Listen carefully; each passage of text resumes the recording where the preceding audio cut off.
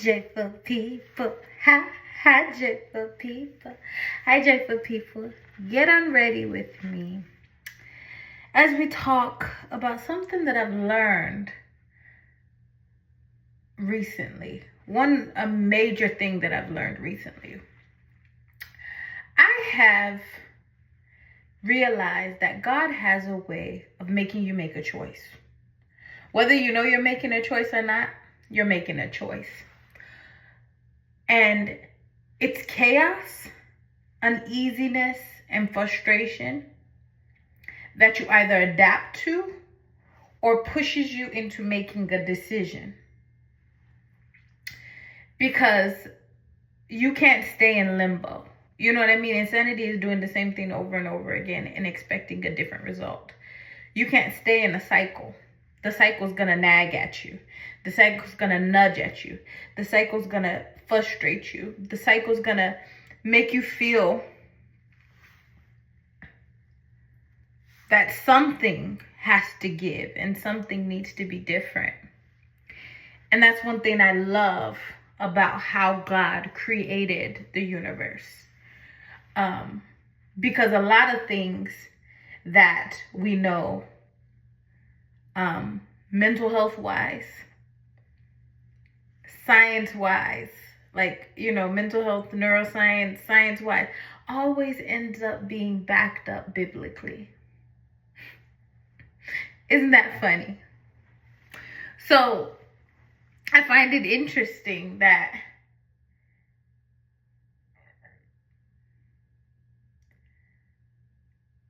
the enemy's greatest thing is to have you thinking in a loop. Have you feeling like it's too scary on one side. It's too, it's too scary on one side. It's too scary on the other side, but in different reasons. This one is scary that it might fail. This is scary that you can't obtain it or you can't maintain it, right? So he always has you fearing in something. But the thing is that faith without works is, we know that. So because we know that, you have to make a step, because what else is God gonna bless? You have to make a step in a certain direction. And I find it interesting that, people who don't even believe in God, when you hear them talk about their breakthrough moments, especially successful people, they always say things like, I just made a step. I just decided to do it. I was just tired. I just said I'm going to do something different this time. There's always something that and they make an action, and that action happens to fall into alignment. And they may tell you a story of how they've gone all these different routes before they went this place.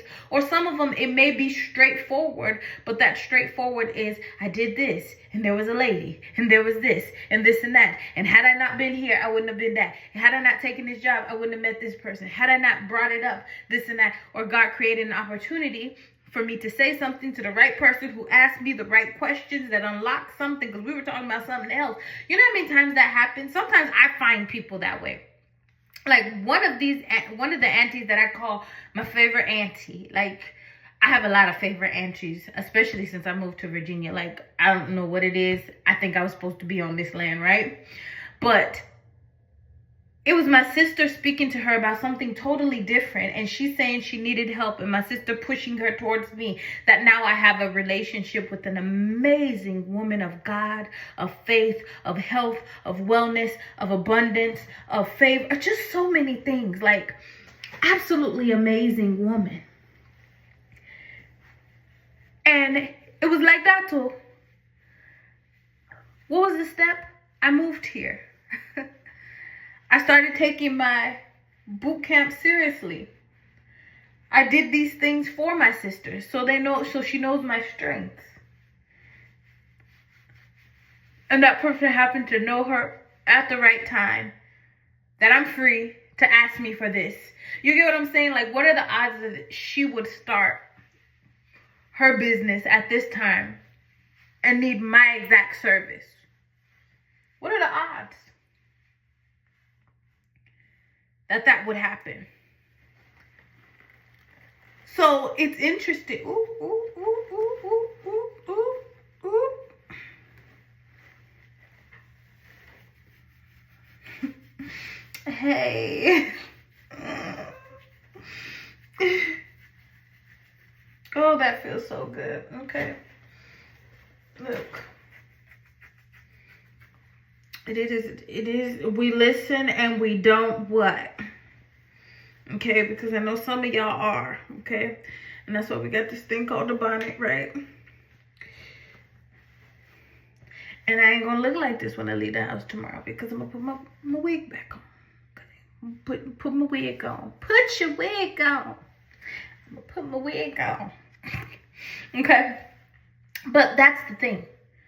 You have to get sick and tired of being sick and tired and nudged to the point to make a decision. You have to make a decision. Look, I know we like to play it safe. We feel like safe is good. Safe is what we want. You have to make a decision. You have to. You have to choose to do. You have to choose to don't do. But you have to live with the consequences of whichever one you do. And sometimes the best thing you could do is do it anyway. Do it scared. Do it without direction. Do it without all of the things because it's on your heart. And you know if you ponder on this too much, you're just going to keep pondering. You're just going to keep reading books. You're going to keep getting information. You're going to keep being motivated for about 5 minutes or 6 minutes like this video right now. And then you've done nothing today. You said you're going to do it tomorrow. How many months have passed? And once again, you're irritated. And you're going to find another video like this to motivate you because you're ready to start. But you have not built the momentum to do it. And I'm not talking to you like this because I'm trying to be mean, because I'm trying to be wicked, or because I don't understand. Because if anybody understands, I do. I have a fear of success and a fear of failure. But what I'm going to do is have faith in my God. Have faith that, like he said, if you take a step, okay, God is the lamp to your feet and the light to your pathway. That if you trust in him with that step, he will make your path straight. It's not my job. It's his job. If he don't tell me, I'll go left. If he don't tell me, I'll go right. But he's not going to tell you, get up and go right sometimes. Sometimes the nudge is the desire, the uneasiness, the chaos, the confusion. Your job is to make a step. Whether it's right or wrong, if it's within the will of God, if it's within your talents. Sometimes it may not even be within your talents. If it feels right now, right enough, right? Because you'll know if you should be doing it, but it's pondering you and pestering you and frustrating you enough. Sometimes taking that step teaches you that you was not supposed to take that step, but you are capable of taking a step. So when that thing that really burdens your heart comes, you already know the first 3 steps to do it because you did it for the wrong thing. And you learned how to set it up. You learned the structure. You learned a step. You learned a path. You learned a direction. You learned something. But all it takes is a nudge to go forward. That is the hardest thing I have to deal with. And that is the thing that I am overcoming in this moment right now. As I speak to people, as I help them transform, as I do all of these things, I deal with imposter syndrome like nobody's business. But the thing is that I show up scared. A lot of you think I'm more introvert. I get it all the time. You are not an introvert. You guys don't hear my blood boiling, okay, when you ask me to speak out loud and talk to people. I'm talking to my phone in a house that just has a 5-year-old that belongs to me. No judgment. If I don't decide to post this, I don't have to.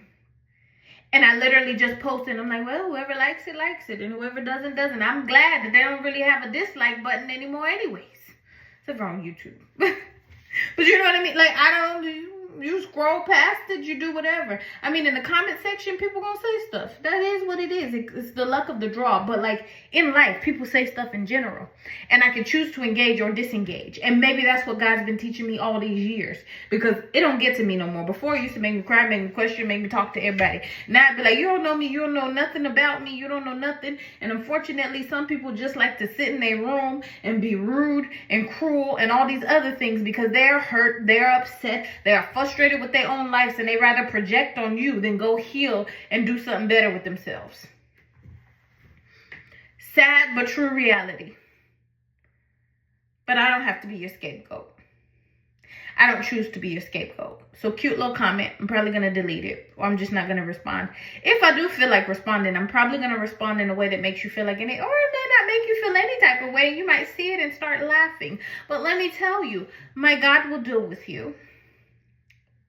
Okay? And he's not a God of meanness or whatever. But you can't be cruel to a lot of people. Especially somebody who really is in relationship with God and think that has no consequence. Because, anyways, you might be living the consequence because the fact that you have time to comment on a neighbor's, video.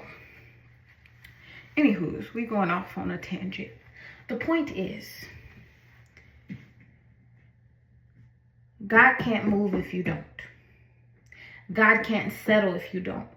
God can't align if you don't. If you really like that person, pursue the person and don't stay in limbo. Pursue them fully. Okay? You might get hurt. And you might not ever want to get hurt again because you were scared. You know? Start that business. You might go broke. It might not ever take off.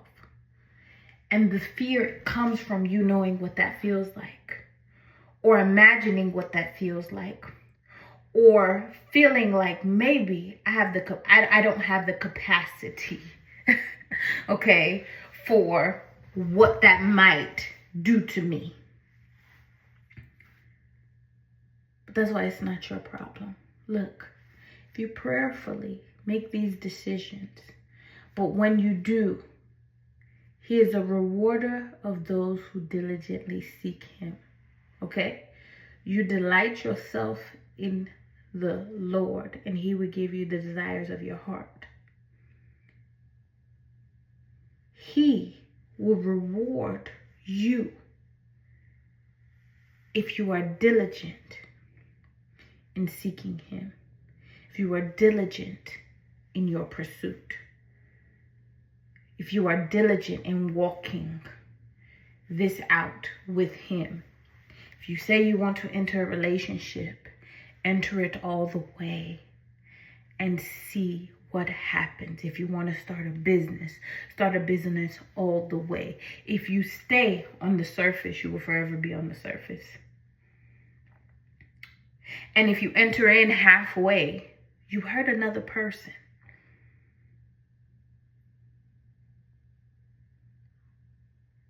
And I know people are like, what do you mean hurt another person? You were just talking about business. Yeah, I'm talking about business and relationships. You hurt another person if you don't love, if they're showing up fully to enter into this relationship and you are not. You hurt that person, whether you know it indirectly or directly.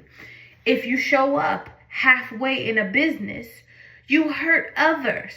You are not giving them the best service. You taking people's money, you doing all of this extra stuff. You are not doing everything that you're supposed to. And sometimes it's not intentional. That's what I get. I get it because I know those on the other side are probably feeling very attacked right now. I know you're not doing it intentionally. You're doing it out of fear. But the thing is, you just got to show up all the way. I'm talking to myself as I'm talking to you. You have to be diligent. You have to put your all. You have to be intentional. You have to be full. You have to be ready. You have to put all of you there.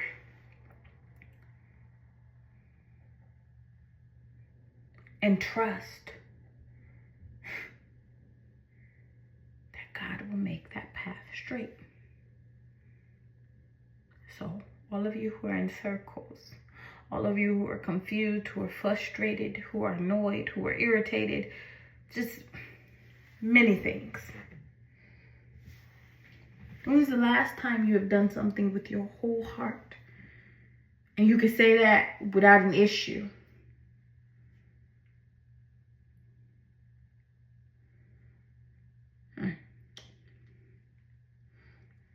I'm going to let you ponder on that. All right. Stay wonderful, stay positive, stay beautiful, stay blessed, and know you are loved. Bye, joyful people.